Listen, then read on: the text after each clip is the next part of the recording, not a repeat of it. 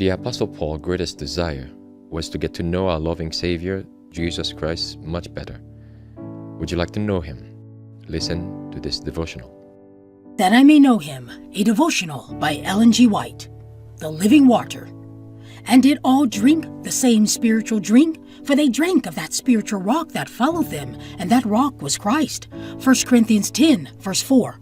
Christ combines the two types. He is the rock, he is the living water.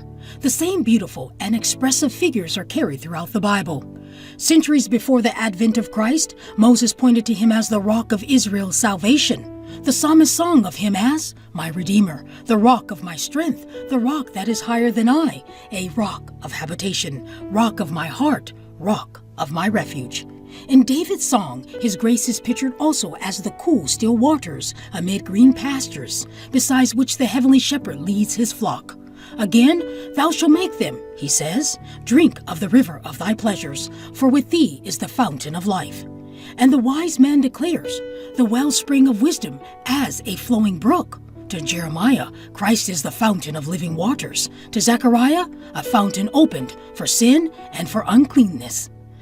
Isaiah describes him as the rock of ages and the shadow of a great rock in a weary land. And he records the precious promise, bringing vividly to mind the living stream that flowed for Israel. When the poor and needy seek water, and there is none, and their tongue faileth for thirst, I, the Lord, will hear them. I, the God of Israel, will not forsake them. I will pour water upon him that is thirsty, and floods upon the dry ground. In the wilderness shall waters break out, and streams in the desert. The invitation is given, Ho, everyone that thirsted, come ye to the waters. And in the closing pages of the sacred word, this invitation is echoed. The river of water of life, clear as crystal, proceeds from the throne of God and the Lamb. And the gracious call is ringing down through the ages. Whosoever will, let him take the water of life freely. Revelation 22, verses 1 and 17.